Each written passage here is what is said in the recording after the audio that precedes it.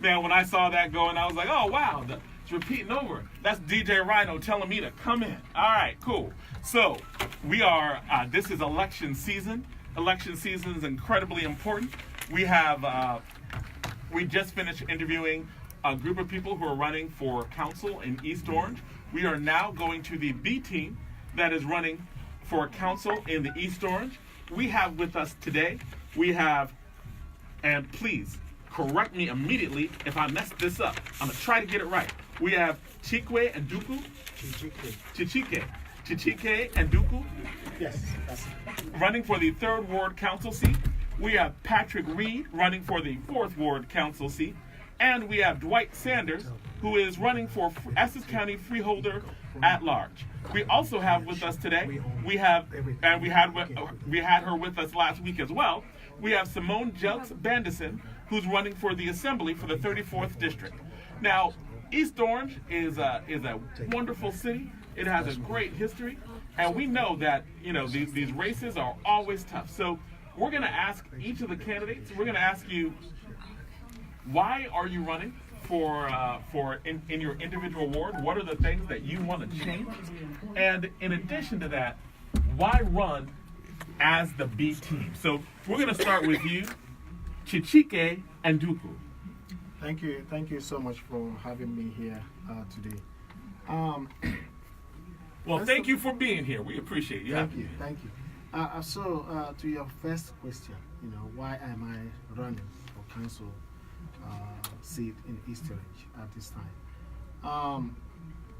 We need honest, transparent, and accountable representation. For a long time, we have had the city council telling us who will represent us. This time, the Essex County Progressive Democrats feel that it is time for the residents to send someone to City Hall to represent them. That's why I'm running.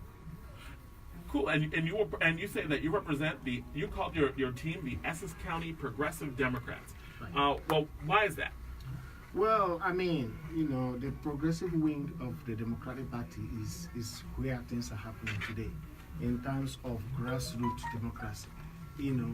Bringing the voices of every single individual in the community, whether they are white, whether they are black, whether they are poor, whether they are rich. What the Progressive Democratic Group wants to do is to understand, that that community is not only the people, it includes the nature. It includes making sure that we tap into the things that make human beings live better lives. How do we protect our environment? How do we make sure that young people that are coming get better education? How do we make sure that the gap between the rich and the poor is not widening to a frightening level? How do we make sure that when we talk about representation, that the people can actually feel that they are represented? That's the difference. And so you're running for the council race in the 3rd Ward. What are some of the things that you want changed in the community, and what are some of the ways that you want to do that? First of all, I think that I am bringing a skill that no one in the last maybe 10 years, has ever brought to the city council when I become a councilman. First of all, I am a trained architect. I have a master's degree in community economic development. I go around the world helping cities, to design projects, whether it is in terms of healthcare or whether it's in terms of housing or human settlement or all kinds of economic issues. I help cities around the world to design, sustainable development projects. So I think in my own city, where I live, where I have 2 little children that I love so much, so there's nothing that I cannot do to make sure that it is a better place to live. And so the 3rd Ward has, if you look at the South Harrison, you see massive residential buildings. Right, those big tall buildings right down South Harrison. But I got friends who live in some of those, yeah. Now, you see, the East Orange, in East Orange, 70% of the people who live in East Orange rent. And so when you see a rise in property taxes, that is attempting to push away senior citizens who have, most of them are about to pay off their houses. And at this time of their life, they are fearful that they are going to lose their houses. And then you see the people who rent. You see the level of abuse from big landlords. At the last debate, we were struggling to understand why a landlord who has 30-year abatement in the city is charging residents $150 a month to park. Just to park. To park. And this developer, this landlord, is not going to pay one dime to the city of East Orange for 30 years. Wait, so those huge buildings have 30-year tax abatement? Most of them, 90% of them have 30-year abatement. And so when somebody comes here and he's talking about what good job he's doing in the city of East Orange, that's disingenuous. That's mischievous. Because we live there. They are not the only people who live there. There are a lot of educated people who live in East Orange who understand what is going on there. So anybody that comes on radio or television and say they are doing a massive job, a record, somebody's record does not lie. Somebody's record that is on paper, that is on the ground, does not lie. So, and then we have a city council that is taking massive campaign contribution from the same developers that give 30-year abatement and for the big landlords that are ripping off our residents. And so in that case, so we need a change. And if you decide to run for office and you knock on doors, you knock on 30 doors in East Orange today, you will see the massive despair that will come from the mouth of every single resident. Is it in terms of rising property taxes that is shelling out fears of gentrification? Is it in terms of skyrocketing rents and abuses from the landlord? Is it in terms of cleanliness? We have something they call mayor on the block. I think that is playing on the gallery. I mean, we elect a mayor to sit down on the big office and come out with better ideas of how our clean should be, in our city should be clean. If you drive around East Orange, you think that we live in a dump. We have Department of Property Maintenance, we have the Public Works, and these guys sit down in their offices, and then you tell me that I should be happy that our mayor should come out and be raking leaves and call it mayor on the block? That's laughable, man. Wow. That's laughable. That's very laughable. I don't think that makes sense. He should go and sit down in his office and come up with bright and innovative ideas to keep that city clean. And I think that if any administration cannot keep, it's just like in your house. If I come to your house and your bed is not made, garbage all over your living room, then how can you convince me that you can do something else that's bigger and clean, keeping your surroundings clean? So what you're saying is, the streets of East Orange are dirty, and you can't, and you're saying to vote for you in the 4th Ward because you can't, on the 3rd Ward, vote for you in the 3rd Ward because, you can't vote for people who keep dirty streets. What I'm saying is that my plan is that I have said in the first place, we are looking at, I didn't finish with the issues. I do want to go to Patrick Reid. So what I want to say is that my first point of call when I'm elected is to set up a project office in the 3rd Ward. And I have said that I will use part of my salary to set up that project office. In that project office, we will work with the community block by block to recreate how our city will be. If it is in terms of cleanliness, it is in terms of making sure that we can hold the landlord accountable and have them to live to their own side of the contract, of landlord and tenant contract.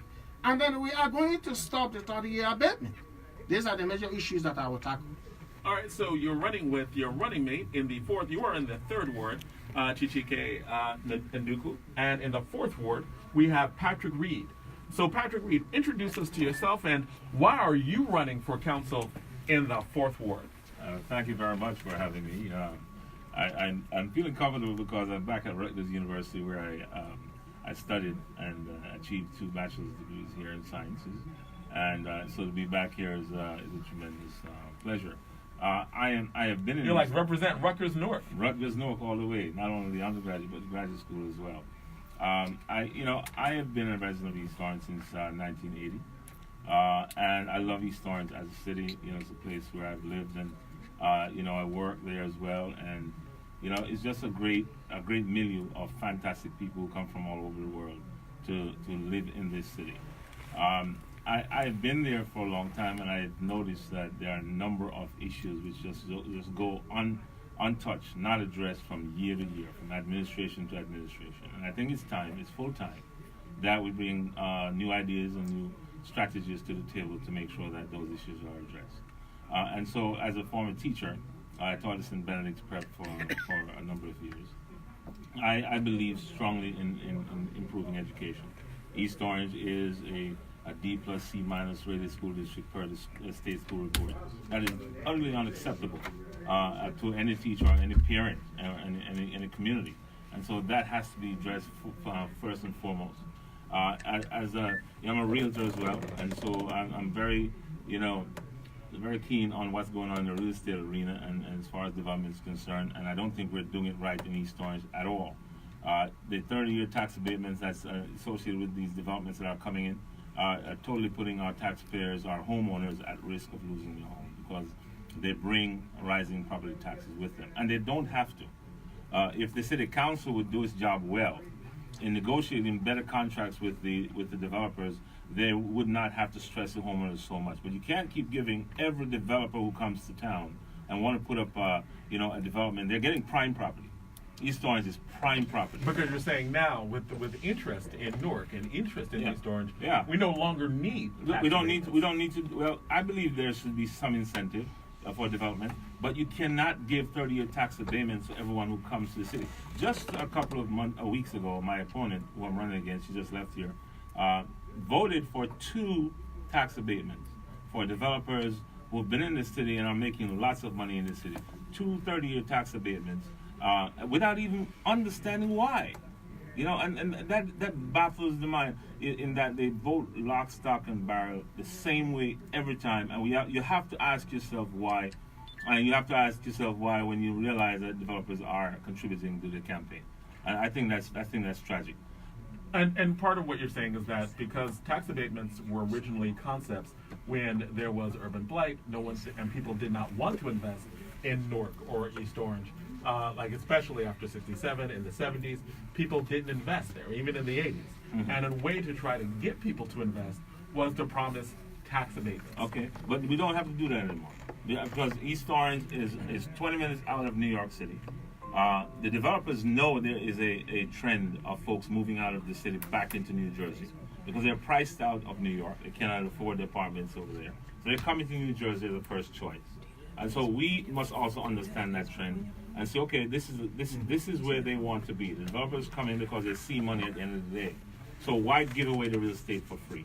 And you're giving what's called a pilot, payment in lieu of taxes. I have not yet seen the payment, but I see in lieu of taxes. There's no taxes being collected from developers. Every time there's a pay, every year in the budget, every budget comes a tax increase. There's one coming up in the budget that's coming up right now. There was a tax increase not too long ago. How much more can we tax our homeowners before they have to get up and leave town?